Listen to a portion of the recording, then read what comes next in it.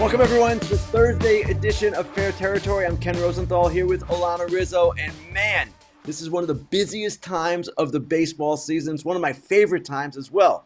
Home Run Derby coming up, All-Star game coming up. Before that, the draft, and after that, the trade deadline. So here we go, Alanna. Let's get going.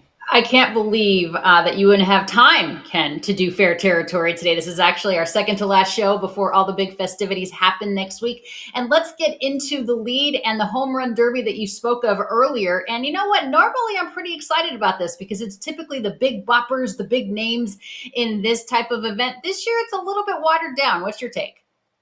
I would agree with that, and it's interesting how this has all evolved. And I know fans, some might say, the home run derby, who cares? Well, really, this is one of the jewel events of the calendar in baseball. It's also an event that some people have discussed as possibly outrating the All-Star game for the first time this year.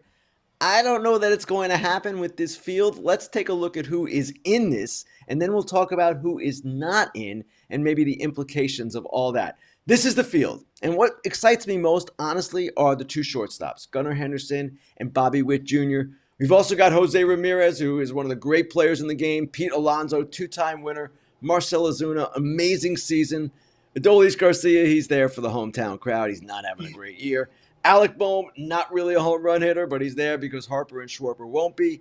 And Teoscar Hernandez. It's not an embarrassing field by any stretch of the imagination. These are some really good players. But at the same time, let's take a look, Alanna, at who is not there for various reasons, whether it's injuries, not wanting to be there, whatever the case might be. This list is a better list. And right now, in the Home Run Derby, only 3 of the top 10 home run hitters currently in 2024 are in because these guys are not for the most part. Aaron Judge, Shohei Ohtani, Juan Soto, Bryce Harper, Yordan Alvarez, Ronald Acuna Jr., Mookie Betts, Rafael Devers, Fernando Tatis Jr., and Mike Trout.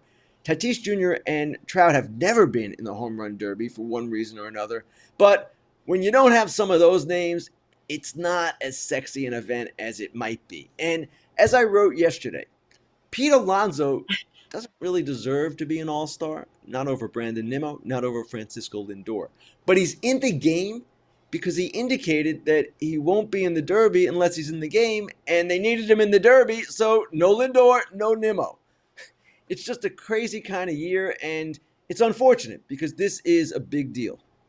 And I can understand perhaps why Francisco Lindor isn't in it. They have enough shortstops. They needed a first baseman. But if you look at Christian Walker, Ken, you can argue certainly that Christian Walker deserves to be in the All-Star game. He has better numbers than Pete Alonso. I understand he plays for Arizona. I understand he's not as big of a name. I understand it's not as sexy of a pick, but Christian Walker is deserving. And some of the guys that are not participating, of course, it's because of injury. Some of it is because it's a $700 million player that they want to protect. I mean, let's be honest. That's why Shohei's not in this, and he's, rehabbing and coming back from that. And that's why he's not pitching this year. But yeah, it is a little bit of a watered down field as far as that is concerned. Alonso, 2-time participant already, has won it a couple of times, I believe. I know he's won it at least once. So he's back in there. So injuries and declined invitations, which is the next thing I wanted to ask you about. What is your opinion on guys that do not accept an invitation to participate in the home run derby, moreover, decide not to participate in the All-Star game for whatever their reason is? I don't love it.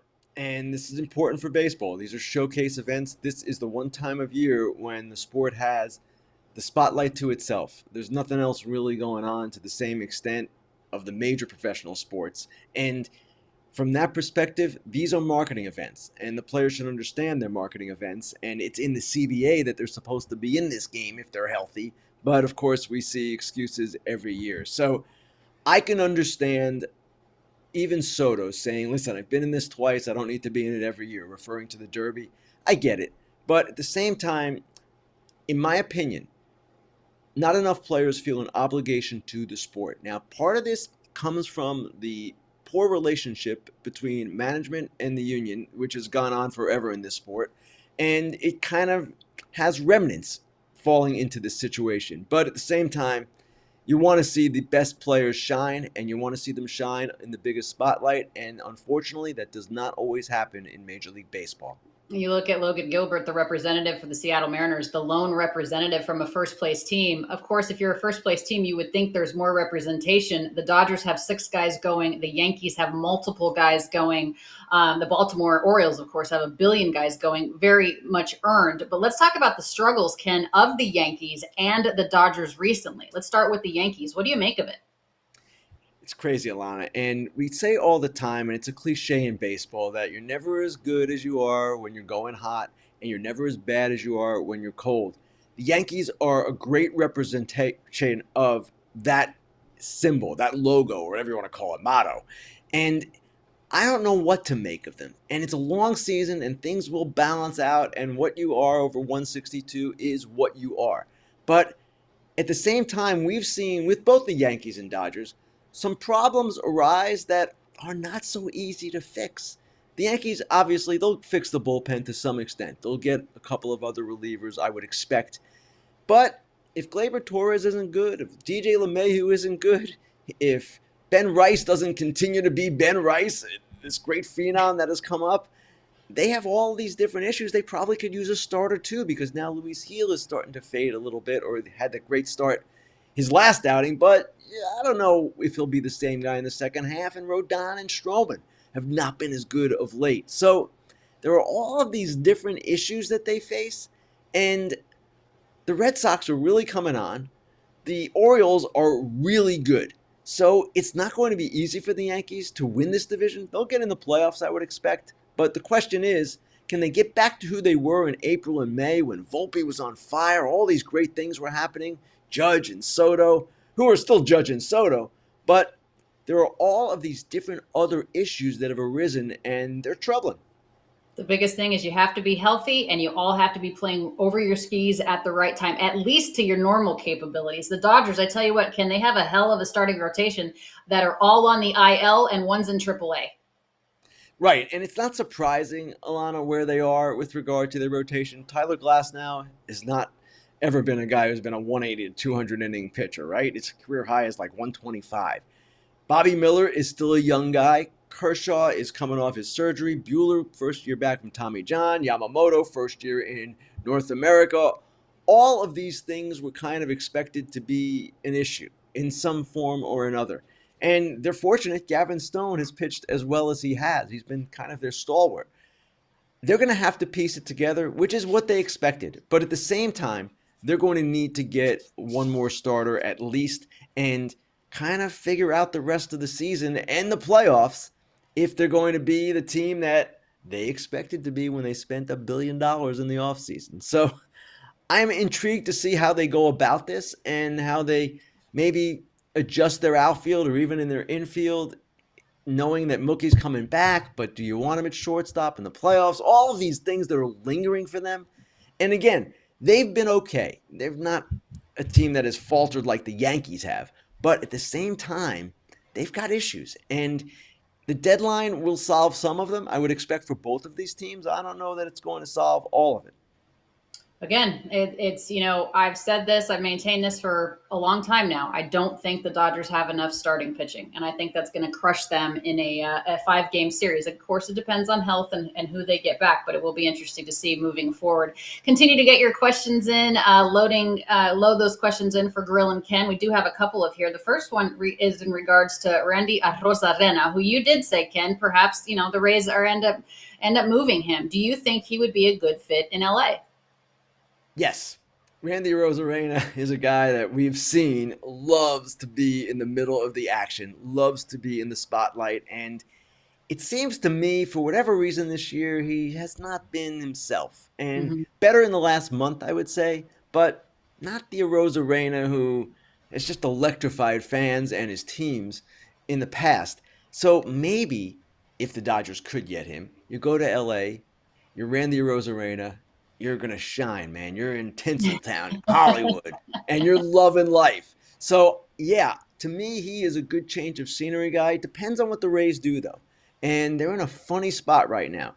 They've made some trades already, Savali and Maton, but in each case, they had replacements. They were ready to go. They didn't see them as pure sell moves. If they falter, and they've lost 4 of their last 5, if they continue to falter, then we could see Zach Eflin go and a Rosarena go and some of their relievers go as well. All right. Thank you to USA Rail Fan for that question. Another question coming into the chat for Grillin Ken revolves around the Red Sox. Now, Sam Kennedy, Ken, says that the Red Sox are buyers. Are you buying it? They need to be buyers. There's no doubt about this. They have played extremely well, above expectations, and they're a team that could use the player that they traded away in the offseason, Chris Sale, right now. Now, it's easy to say that in hindsight, but that's what they need. They need an ace at the top of the rotation. Bayo's looked a little bit better of late. They've got decent starters. Of course, they've got great numbers in their starting rotation this year, but they certainly need more stability there. And there is no excuse for them. They spent the offseason kind of dillying around, promising something that they did not deliver, which was more spending and that kind of thing, full throttle. Well, now it is time to go full throttle because you've got a chance in Alex Cora's last year under contract. You need to take advantage of it. All right. Finally, in Grillin Ken so far in this show, suggestions to make the All-Star game more interesting. I'm with you. I don't like when players decline invitations unless they're legitimately hurt. But if you want to go play golf or you just want to go on vacation with your family, I don't like that part. Wesley Allen has this to say: Ken, since not more than this one counts, this one counts, what suggestions have been made to make the All-Star game actually interesting again? I think there's parts of it that are interesting, but what would you change? Let's start with the uniforms.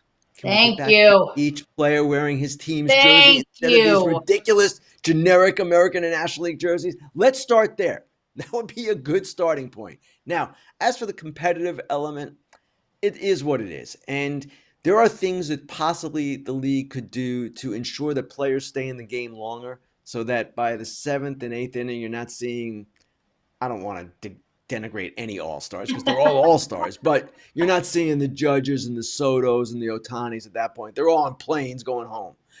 That would be one thing that would really make things better. See a guy like Otani get 3 at-bats instead of 2 or 1. That, to me, would be the way to go. And if certain players don't play, too bad. That's just the way it is. You want to see the best of the best. Do you think that the game should count for home field advantage in the postseason? No. To Okay, me, I it don't was either. always an exhibition. And I can say this now because this was a Fox idea and now it's been abandoned. But I was never comfortable with that because of what I just said. It's an exhibition game. It should not determine anything that goes on in the postseason. Best record should determine home field advantage in the postseason, which is what it is now. You and I are on the same page. Bring back the home team jerseys. I don't care if you wear the all-star hat, but wear the jersey. And I agree with you. It should not count for home field advantage as far as that is concerned. We're going to talk a lot more about the Dodgers issues coming up here on Dodgers territory. Myself and Clint Pasillas are going to come on at 3 p.m. Eastern, of course. So that's going to be interesting. So make sure you join us there. Let's talk a little bit, Ken, about the Toronto Blue Jays. And I did ask you earlier if you thought they should be buyers and sellers. Obviously, buyers for the future, not for this season. But they are banged up right now. If you take a look at what happened, let's recap a day in Blue Jays land, shall we?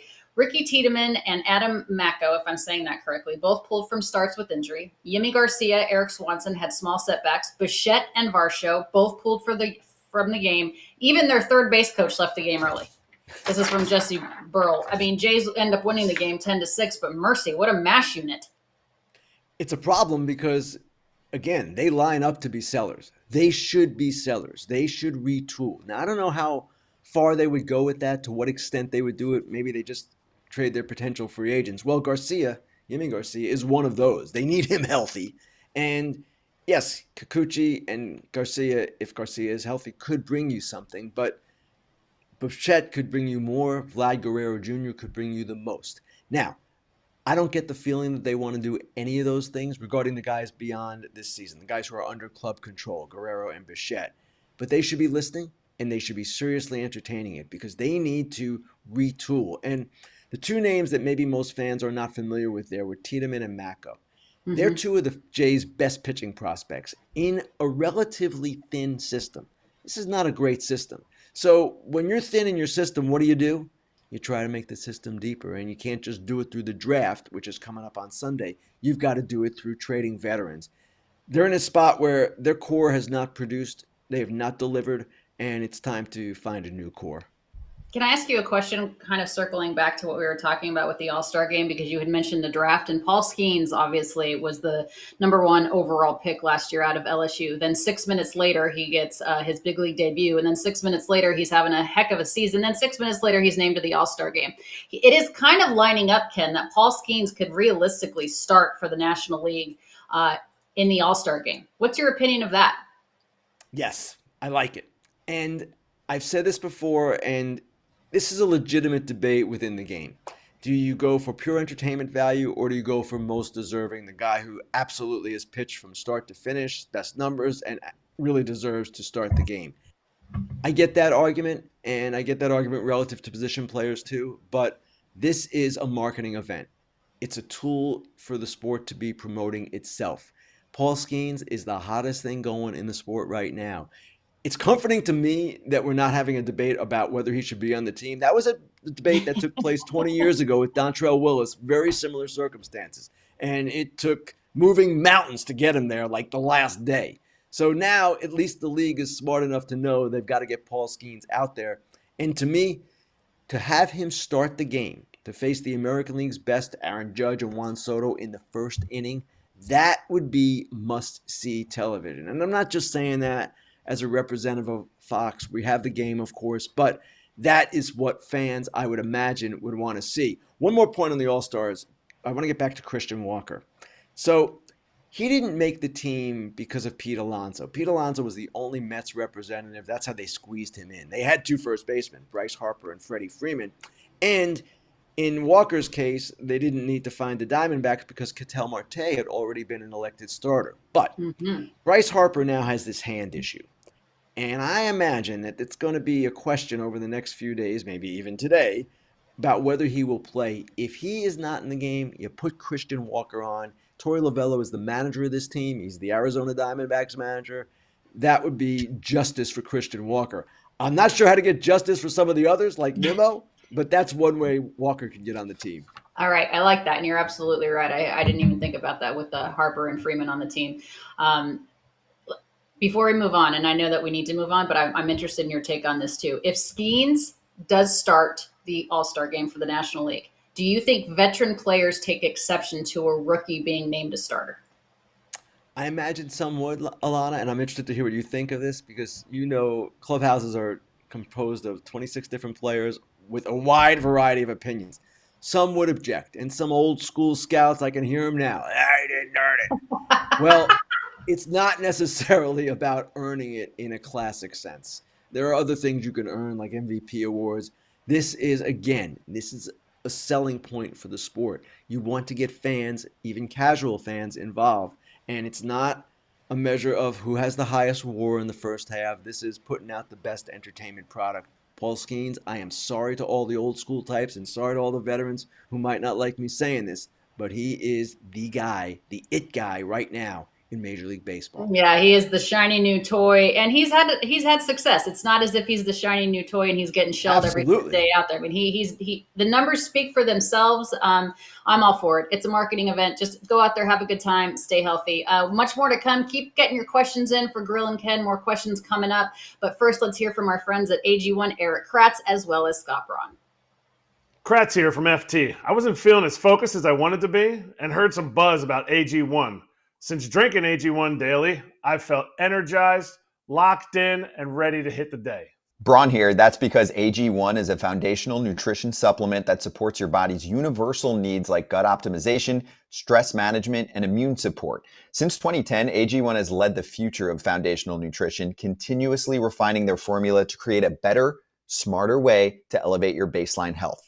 Kratz, not only did I replace my multivitamin with AG1, but I love that every scoop also includes prebiotics, probiotics, and digestive enzymes for gut support. That's a big deal for me. I recommend AG1 to fam and friends because it's tested for 950 contaminants and NSF certified for sport. Kratz, we're both traveling a lot too, and those travel packs are clutch. I drink AG1 daily to support gut health so that we can dominate the day. So if there's one product to recommend to elevate your health, it's AG1, and that's why we're excited to welcome them as a new partner to the FT network. If you want to take ownership of your health, it starts with AG1. Try AG1 and get a free 1-year supply of vitamin D3, K2, and 5 free AG1 travel packs with your first purchase at drinkag1.com/Val. That's drinkag1.com/Val. Go check it out. All right, we appreciate it very much. Time now for Dude and Dork of the Week. This is the opportunity where Ken and I both get to pick a dude and a dork of the week. And let's go for Dude of the Week first. Who is it for you, Ken? Alanna, this is one reason I love the sport. Now, until this week, I must admit I had never heard of Rece Hinds. He's a guy who is the Reds' number 15 prospect. I don't have all top 30 lists memorized. Rece Hinds comes up and does something in his first 2 games that was utterly magnificent. 5 extra base hits in 2 games. Here's this guy. He is a slugger, and he is someone that they believe is going to hit. He's fast too. The Reds are a team that's kind of in and out right now. First 3 games, 6 for 12, 2 doubles, 1 triple, 2 homers, 1.833 OPS. I'm not saying he's going to continue that, but he's due to the week because he just burst into the scene for the Cincinnati Reds and for Major League Baseball. Great job by Rece Hinds. I mean, and when you have Ellie De La Cruz on that team, hopefully you get McClain back healthy at some point. I mean, this is a team that's fun. That's fun to watch. Ellie De La Cruz. I love the fact, by the way, Ken. You know what? I'm going to change my dude. It was going to be Ben Rice, who is amazing. He's having a heck of a time as a New York Yankee, obviously with the 3 home run game and taking, doing a really nice job in place of Anthony Rizzo. He is a dude of the week. I'm also going to pick Ellie De La Cruz, and I'm throwing a curveball at our director, Jeremy Meyer here. But Ellie De La Cruz, we all know that he's learning English, right? Because he really wants to communicate with the media. He wants to communicate with the fans. But recently he said he wanted to learn Japanese as well so he can talk to Shohei Ohtani. So not only is this guy basically a 6-tool player, he is now a guy that wants to be trilingual. Ellie De La Cruz, you are my dude of the week. How about we hear from our friends at Manscaped, and then we'll get into Dork of the Week. All right, this one's for the dudes. You know how scary it can get when you're going for a close shave below the belt, and that's why FT trusts Manscaped for those sensitive areas. Their newest package is the Performance Package 5.0 Ultra, including the star of the show, the Lawnmower 5.0 Ultra. Their 5th generation trimmer features 2 interchangeable next-gen skin-safe blade heads, a standard one for taking a little off the top, and a new foil blade to go smooth wherever your heart desires. It also has dual LED spotlights to provide contrast on multiple skin tones, 3-length setting cones, and perhaps best of all, it's waterproof. Beach, lake, or shower, this razor will get the job done. Manscaped even threw in 2 free gifts to their Performance Package 5.0, the Manscaped Boxers and the Shed Travel Bag. Want more wet products? Say no more. Manscaped has a new buff bundle, which is all you need to keep the summer heat a breeze. This bundle includes their signature silicone scrubber plus body wash, so ditch your nasty loofah and grab a taste of freshness this summer with Manscaped. Join the 10 million men worldwide who trust Manscaped with our exclusive offer. Get 20% off plus free shipping when you go to manscaped.com and use code FOUL20. That's FOUL20. It's summertime, baby, and the trimming's easy. Dork. We already talked about dude. All right, Dork of the Week. Now, this is someone that I actually admire, the way he's come back as a pitcher this season. But, Alanna, we have both worked with Ron Darling and MLB Network. Ron Darling, I would say, is one of the most even-keeled people I know. He is someone who has it all in perspective. And Ron Darling ripped Luis Severino on SNY last night when Luis Severino, this guy who's had a really good season, failed to cover home plate or to back up home plate not once, but twice on back-to-back plays. I don't even know how this happens, but it happened. And listen, we all have brain cramps in our lives. I can't say I'm immune from them. Might happen on this show. But when it happens twice in a row, I just can't even imagine it. Luis Severino, I don't like doing this. You're a good guy. You're a great pitcher, but you're the dork of the week for that. I have to say, you know this as well as I do, Ken, with the amount of manager interviews we've done over the course of our careers. But I think managers will always take a physical mistake on as an error if you're trying to make the play and for whatever reason physically you can't get it done. But mental errors like that make managers lose their minds. As you mentioned, not once but twice. How do you do that? I don't know. Now, one thing I should say, Severino did own it afterward, and he did say that's on me. But again, it can't happen. And when you get ripped by Ron Darling, you're doing something wrong. Yeah, you're doing something wrong because Ron is the most even-keeled, like fair person that we know. Okay, my dork of the week is Major League Baseball for not allowing Tyler O'Neill to participate. If we were just talking about, we don't like when guys turn down invitations for whatever reason to the Home Run Derby or the All-Star Game itself, and Tyler O'Neill, Red Sox, wants to participate in the Home Run Derby, wants to participate in the festivities, and they said no. I don't understand this. You're having a really difficult time. I'm surprised they didn't ask you to participate in the Home Run Derby. They were having a really hard time, setting a field for this Home Run Derby. Here you have a guy that's having a decent year with the Boston Red Sox, a team that's very much in the hunt to make it to the postseason. He's like, hey, look at me, let me in. They're like, no, we're good. You don't have to be on the team to be in the Derby. And that's something that we should note. You don't have to be on All-Star to be in the Home Run Derby. Adolis Garcia is in this field. He is not on the All-Star team.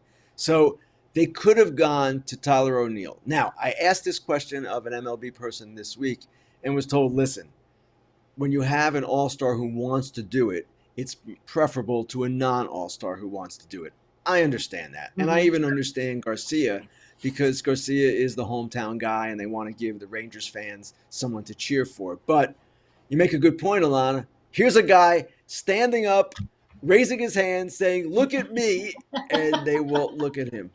That's awesome. You're on fire today, Rosenthal. Do you want to pick a winner? Are you going to go out on a limb and pick right now who you think is going to win this Derby? I would say Ozuna. Ozuna has been locked in the whole year, and to me, he just seems like the hottest guy. Now, Gunnar is a great choice as well, and I can certainly see Gunnar winning it too.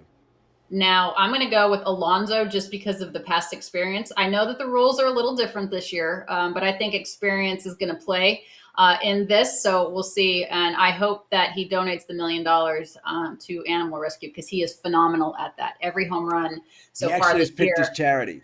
He does he does take his proceeds. Who did he pick?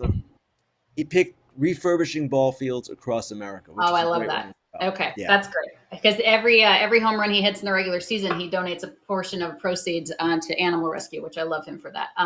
So I appreciate you, Pete Alonso. Best of luck. Before we go, Ken, let's give a shout out to our friends at BetMGM. BetMGM First Bet, $1,500 offer when you use bonus code FOUL. Get this offer when you download the BetMGM Sportsbook app or at BetMGM.com. Sign up, enter the bonus code FOUL, and deposit at least $10 into your new account. Place your first wager and receive up to $1,500 back in bonus bets if the bet loses. If the bet does lose, your bonus bets will be available once your initial wager is settled. Gambling problem or concern? Call 1-800-GAMBLER. Well, that's going to do it for Ken Rosenthal and myself here on Fair Territory. Do not forget to subscribe. Give us a 5-star rating. Like us. Subscribe on YouTube, Apple, Spotify, wherever you get your podcast. Ken is back with a brand new Fair Territory. The last one before the Home Run Derby. That is on Monday. Dodgers territory follows Foul Territory today. Clint and I are going to welcome in Blake Trinan, Dodgers reliever, talking about a good cause that he's working with, as well as where do the Dodgers go from here. Foul Territory is next. Ken, have a great afternoon. You too, Alanna. Thank you.